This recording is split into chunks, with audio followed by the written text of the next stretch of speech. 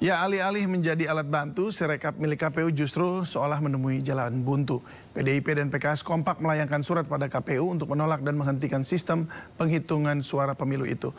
Sungguh lucu memang apa yang jadi alat bantu, tapi justru data-data yang ada justru membuat peserta pemilu tampak menjadi ragu. Lantas salahkah jika publik tak percaya? Kita bahas lebih dalam malam ini bersama Komisioner KPU Idam Holik. Selamat malam, Mas Idam. Selamat malam, Mas. Selamat malam, Ibu Bapak. Selamat malam dan sudah hadir pula politisi PDIP Fauzan Amar. Selamat malam, Pak Fauzan. Selamat malam, Mas. Ya, dan kemudian hadir pula tim advokasi PKS Pak Zainuddin Paru. Selamat malam, Pak Zainuddin. Selamat malam, Mas. Ya, dan juga hadir Titi Anggraini, pengamat hukum pemilu. Selamat malam, Mbak Titi. Selamat malam, Mas, Bapak-bapak semua. Baik, saya ke Pak Fauzan dulu. Pak Fauzan, ini mengapa PDIP kemudian menolak penggunaan Sirekap? Ya, saya kira di dalam surat yang dikirimkan kepada Ketua KPU tertanggal 20 Februari 2024 itu ditegaskan pertama, kegagalan Sirekap sebagai alat bantu dalam tahapan pemungutan dan penghitungan suara di TPS serta proses rekapitulasi hasil perolehan penghitungan suara di tingkat PPK. Ada dua hal yang berbeda sehingga tahapan hasil perolehan penghitungan suara di tingkat PPK menjadi tidak relevan.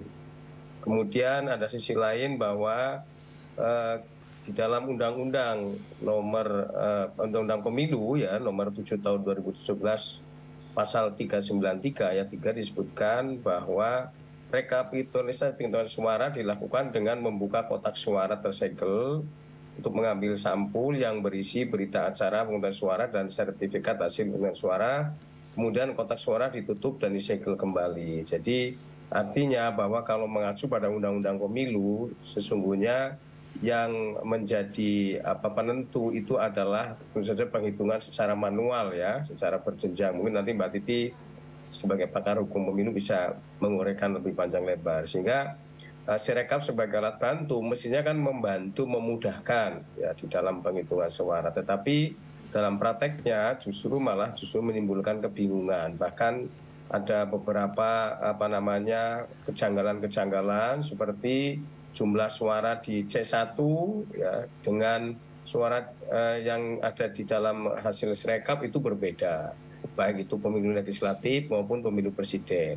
Sehingga atas dasar tersebut dan juga pertimbangan-pertimbangan lain, maka kemudian PDI Perjuangan secara tegas menolak penggunaan Sirekap dalam proses rekapitulasi penghitungan suara pemilu tempat di seluruh jenjang tingkatan pleno, kemudian juga menolak sikap keputusan KPU yang menunda tahapan rekapitulasi hasil perolehan suara di tingkat pleno PPK karena telah membuka celah kecurangan dalam tahapan rekapitulasi hasil penghitungan perolehan suara serta melanggar asas kepastian hukum, efisiensi dan juga akuntabilitas penyelenggaraan pemilu 2024. Kami dari peserta pemilu tentu berkeberatan. Kenapa? Karena kami sebagai peserta pemilu, seluruh saksi-saksi kan sudah berjuang ya, mulai dari TPS, mulai dari PPS, PPK. Tapi kalau kemudian terjadi penundaan, nah ini tentu saja kan menjadi tidak efektif dan efisien. Itulah saya kira beberapa pertimbangan sehingga kemudian PDI Perjuangan menolak masalah penggunaan Sirekap ini. Begitu, Mas. Baik, saya ke PKS juga nih ya, Pak Zainuddin. Ini kan PKS juga menolak. Kalau PKS ini alasannya lebih kemana? Ya, jadi kenapa kita menyampaikan surat ke KPU tanggal 17 Februari yang lalu dan meminta pada pokoknya adalah penghentian Sirekap, publikasi Sirekap dari KPU dengan beberapa alasan dan pertimbangan. Yang pertama, sebagaimana pasal 1 angka 28 PKPU nomor 5 tahun 2024, Sirekap adalah alat bantu. Tapi dalam kenyataan bukan membantu, malah merepotkan kita semua. Merepotkan partai politik, merepotkan para pemantau pemilu, merepotkan pengamat sebagaimana juga Mbak Titi, juga merepotkan KPU sendiri. Karena faktanya alat bantu yang kita harapkan bersama itu bukan lagi jadi alat bantu, maka malah menimbulkan masalah baru. Dan sesungguhnya Sirekap ini juga bukan sesuatu yang baru, sudah pernah dipakai di pilkada. Kalau tidak salah tahun 2020. Apa masalah yang paling signifikan dari Sirekap ini bagi PKS? Bagi kita begini, masalahnya adalah yang pertama rekapitulasi di tingkat PPK kemudian dihentikan dan PPK mendasarkan data Sirekap untuk rekapitulasi di tingkat PPK. Padahal sesungguhnya rekapitulasi itu tetap harus menggunakan manual. Artinya data yang dipakai bukan data Sirekap, tapi form C hasil dan plano yang didapatkan dari TPS dan kemudian itu yang dibawa ke PPK. Dasar itulah yang kemudian kita melihat kalau Sirekap yang digunakan, sementara yang terjadi Sirekap itu bermasalah, angka pagi bisa naik melonjak puluhan, ratusan, bahkan ribuan, terus sore hilang. Lantas apa yang jadi pegangan petugas PPK, juga saksi-saksi partai politik, sama seperti tadi Pak Fauzan di PDIP, kami saksi kita latih bagaimana menjaga suara partai di TPS, menjaga suara pasangan calon presiden, tapi kemudian tidak digunakan di tingkat PPK. PPK bersandar pada Sirekap yang faktanya Sirekap tidak bisa jadi dasar karena data yang ada di Sirekap itu adalah data yang tidak bisa jadi pegangan bagi kita, yang satu waktu dia naik begitu tinggi, di waktu yang lain tiba-tiba hilang suaranya. Itu satu. Yang kedua, kita menginginkan landasan yang jadi pegangan kita, ya Undang-Undang Pemilu. Dan Undang-Undang Pemilu tadi sudah disinggung bahwa dasar penghitungannya adalah manual. Sehingga kalau kemudian ada masalah di Sirekap, ya kita balik lagi ke manual. Supaya niatan kita agar Sirekap itu memudahkan, tapi ternyata Sirekap berubah menjadi siluman baru pencuri suara. Ini jadi masalah. Kita tidak mau suara titipan rakyat itu ditelan oleh Sirekap. Jadi, makanya Mas Idam, kita berusaha, kita ajak teman-teman di KPU, yuk kita bersama balik lagi kepada aslinya, gunakan penghitungan manual. Sirekap boleh kita gunakan, tapi kalau bermasalah tinggalkan dulu. Gitu. Baik, saya langsung ke Mas Idam Holik. Silakan Mas Idam, apa jawabannya untuk semua keluhan tadi ini? Terima kasih Mas. Ya, apapun yang disampaikan oleh beliau-beliau itu tentunya kami akan perhatikan dengan baik, ya, karena kami sadar dalam negara demokrasi kritik adalah bagian dari ekspresi kebebasan berpendapat. Pada kesempatan ini kami ingin menegaskan bahwa ketika KPU menggunakan Sirekap, itu prosesnya melalui proses rapat konsultasi di DPR bersama pemerintah, sebagaimana ketentuan yang terdapat di dalam pasal 75 ayat 4 Undang-Undang Nomor 7 tahun 2017, karena keberadaan Sirekap itu diatur dalam peraturan KPU Nomor 25 tahun 2023. Jadi pada dasarnya dari sisi legal standing Sirekap sudah diatur, ya, dan itu sudah disetujui oleh pembentuk undang-undang, dalam hal ini DPR dan pemerintah. Berkenaan dengan Sirekap, memang banyak hal yang perlu kami untuk sampaikan informasi yang jelas berkenaan dengan keberadaan Sirekap, ya, karena memang seringkali dimaknai dengan pandangan yang berbeda. Sirekap ini adalah alat bagi kami untuk mempublikasi foto formulir model C hasil plano. Ya, formulir model C hasil plano ini adalah formulir yang paling otentik, ya, atau sebagai sumber data otentik mengenai perolehan data peserta pemilu. Karena formulir ini ditulis atau diisi oleh KPPS itu berdasarkan hasil perolehan suara yang diperoleh peserta pemilu yang pasca dibacakan, ya, pada saat pembacaan surat suara sah dan tidak sah terhadap surat suara itu langsung ditulis satu persatu di dalam formulir ini. Dan penulisan formulir ini juga itu disaksikan oleh para saksi dari peserta pemilu dan pengawas TPS. Nah, berkenaan dengan hal tersebut, ya, ketika kami publikasikan ternyata memang ada beberapa ketidaktepatan teknologi Sirekap dalam membaca foto formulir model C hasil plano. Mengapa terjadi ketidaktepatan? Ini setidaknya ada dua. Yang pertama, kualitas kamera penangkap gambar, yang kemudian gambar tersebut diunggah ke dalam aplikasi Sirekap. Yang kedua, ada ketidakakurasian, tidak sesuai dengan prosedur yang kami tetapkan untuk pengisian angka, ya, sehingga Sirekap menjadi tidak akurat. Apapun kejadiannya, tentunya kami, ini menjadi catatan bagi kami tidak bisa menyalahkan siapapun. Yang terpenting hari ini, sesuai dengan rekomendasi dari Bawaslu, Republik Indonesia tertanggal 17 Februari 2024, kami diminta untuk melakukan akurasi data perolehan suara peserta pemilu merujuk pada data otentik yang terdapat di dalam formulir model C hasil plano. Itulah kenapa akhirnya publik terkejut. Ya, ada komentar, ya, kok kenapa suara saya tiba-tiba hilang? Kenapa suara saya tiba-tiba turun drastis? Itu karena memang resiko dari kami melakukan akurasi data terhadap perolehan peserta pemilu. Nah, sebagai buktinya, kami tetap tampilkan foto formulir model C hasil plano. Kalau sekiranya data numerik yang kami tampilkan di dalam website pemilu2024.kpu.go.id itu ternyata ada perbedaan yang cukup signifikan dengan foto formulir model C hasil plano, yaitulah yang kami akurasi. Dan kami juga memberikan kesempatan kepada publik untuk menyampaikan masukan dan tanggapannya berkaitan dengan hal ini. Apa yang tadi disampaikan oleh kedua pembicara, Bang Fauzan Amir dan Bang Jainuddin Paru, ya itu sebenarnya benar sekali yang beliau sampaikan itu dalam artian begini, rekapitulasi menurut kita itu dilakukan dengan cara yang manual, jelas. Dan kami tidak pernah mengatakan bahwa publikasi Sirekap itu adalah hasil resmi perolehan suara peserta pemilu. Keberadaan Sirekap ini kami adakan itu karena untuk memenuhi prinsip terbuka sebagaimana yang ada di dalam pasal 3 Undang-Undang Nomor 7 Tahun 2017 sebagai tindak lanjut di mana Indonesia punya Undang-Undang Nomor 14 Tahun 2008 tentang keterbukaan informasi publik.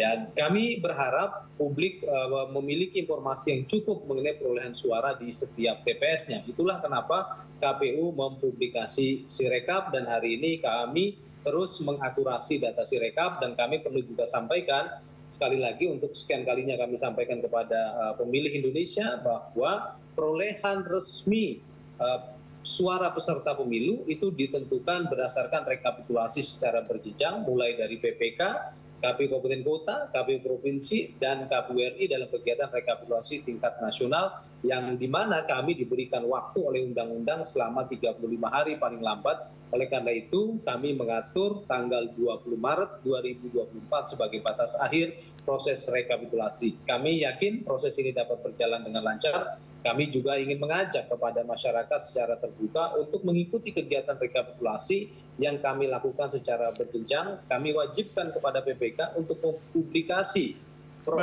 proses rekapitulasi tersebut dengan cara melive streamingkan kegiatan tersebut. Ya. Mas Idam, berarti dengan kata lain bahwa sekarang ini sudah benar nih Sirekap? Sirekap sudah mendekati akurasi 100%.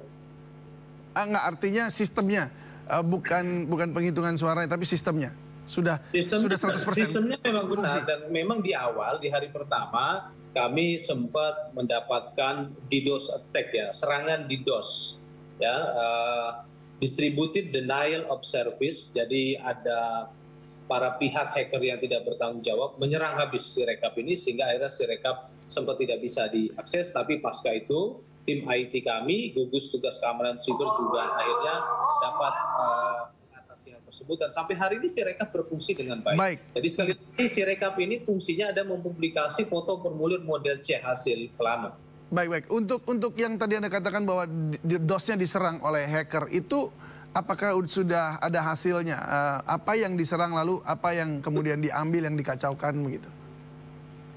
Itu ya DDoS attack ya Mas. Jadi bagaimana sistem ini tidak bisa diakses, itu saja pada waktu itu. Sehingga pada hari pertama pasca jam 3 ya, jam 3 sore tanggal 14 Februari, masyarakat ini susah mengakses Sirekap. Karena kita ketahui ya, kita punya 3 zona waktu, ada waktu Indonesia Timur, waktu Indonesia Tengah. Ya tentunya kalau jam 3 di waktu Indonesia bagian Barat, di rekan-rekan di Papua itu sudah berada dalam zona waktu jam 6 sore ya. Baik. Jam 5 sore. Artinya Sirekap seharusnya sudah berfungsi. Tapi itu berhari-hari itu ya, Mas Idam? Enggak lama Mas, tidak lama dan itu di hari kemudiannya itu bisa langsung ditangani.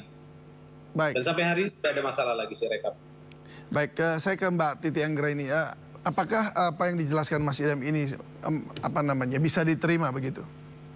Ya, pertama Mas David, Sirekap ini sejatinya bisa digunakan sebagai pintu masuk kita atau tangga kita secara gradual menuju rekapitulasi suara secara elektronik di masa yang akan datang. Jadi mengapa Sirekap ini relevan? Karena proses penghitungan dan rekapitulasi suara sampai dengan penetapan hasil nasional itu lama sekali, 35 hari maksimal ya. Makanya kemudian hari pemungutan suaranya 14 Februari, penetapan hasilnya atau rekapitulasi penghitungan suara nasionalnya baru 20 Maret. Nah, dengan adanya Sirekap diharapkan publik bisa ikut mengawal hasil penghitungan suara TPS di proses yang berjenjang yang tidak semua bisa kita ikuti. Kalau ini berjalan baik, harapannya di 2029 dan pemilu berikutnya dengan tentu saja praktik yang lebih baik di pilkada misal, kita akan bisa bertransformasi rekapitulasi suara kita betul-betul menjadi elektronik. Jadi tidak lagi itu relevan ada quick count dan lain sebagainya karena kita bisa mendapatkan hasil secara cepat. Nah, itu yang pertama. Nah, yang kedua, problem ini muncul karena ada beberapa masalah. Yang pertama, masalah teknologi. Tadi sudah disampaikan ya, masalah teknologi berkaitan dengan akurasi mengkonversi gambar menjadi angka. Sayangnya itu kemudian menjadi spekulasi dan kontroversi yang berlanjut karena ada problem yang kedua, yaitu sosialisasi. Jadi banyak sekali caleg dan publik kita salah kaprah. Jadi saya menjumpai beberapa caleg itu yang sudah frustasi duluan karena menganggap dia mengalami pencurian suara karena dia tidak tahu cara kerja Sirekap. Karena yang dia tahu adalah ketika dia mengakses Sirekap, publikasi resmi dari KPU, lalu kemudian yang muncul pertama kali adalah angka-angka, dia tidak mengecek image atau hasil pindai yang tadi disebut oleh Pak Idam sebagai hasil otentik TPS. Meskipun kita sebagai publik tetap harus mengawal hasil otentik tadi, karena misalnya yang saya jumpai ada beberapa kasus Pak Idam, antara pengguna hak pilih dengan total suara sah dan tidak sah itu tidak sama ya. Dan itu yang berkaitan dengan problem yang ketiga. Kita masih punya pekerjaan rumah terkait dengan kapasitas KPPS kita yang karena faktor kelelahan, beban kerja yang berat. Jadi ada aspek akurasi, lalu kemudian ketelitian, kecermatan yang juga masih problem. Dan itu menjadi PR kita bersama untuk mendapatkan perbaikan kualitas ke depan. Dan yang terakhir, ini juga menjadi catatan masukan bagi KPU ya, terkait dengan respon dan komunikasi publik, sehingga banyak hal yang bisa lebih cepat dinetralisir. Kalau saya sendiri berpandangan, soal pengunggahan pindai C hasil itu harus tetap dilakukan dan kalau bisa dipercepat speednya menjadi 100%. Karena bagaimanapun itu akan menetralisir tadi ya anasir-anasir bahwa ada kecurangan, ada perubahan angka hasil dengan ditambah juga sosialisasi yang lebih baik kepada publik. Bagaimana memahami Sirekap. Nah terus terang Pak Idam, bahkan beberapa teman-teman media itu tidak memahami cara kerja Sirekap. Yang mereka tahu adalah angka grafik atau diagram dan kemudian angka tabel gitu ya. Itu adalah yang sebenarnya mencerminkan angka hasil perolehan suara. Padahal kita juga harus mencermati hasil pindai yang kemudian perlu kita konfirmasi dengan angka-angka yang ditampilkan. Nah disinilah sebenarnya Mas David, peran partisipasi masyarakat itu bisa menjadi penetralisir atau penyeimbang. Misalnya teman-teman dari Jaga Suara 2024, kawalpemilu.org, jagapemilu.com, jagasuaramu.id, itu kan juga melakukan hal yang sama misalnya dengan mengkonversi gambar C hasil menjadi angka-angka. Jadi saya kira memang kita harus menempatkannya secara proporsional, termasuk tadi ya soal rekapitulasi di kecamatan, di peraturan KPU nomor 5 tahun 2024, itu disebutkan di pasal 16, kalau ada misalnya bahan dasar Sirekap yang disajikan, angka-angkanya tidak sesuai, maka tetap harus merujuk kepada angka-angka yang berasal dari C hasil. Nah memang problem sosialisasi ini yang kadang-kadang membuat distorsi pemahaman di antara kita. Begitu Mas David. Baik, terima kasih Mbak Titi. Kami akan lanjut lagi dialog ini usai jeda berikut. Saya berharap Bapak-Bapak masih bersama dengan kami juga. Namun kami akan kembali pemirsa sesaat lagi usai pariwara.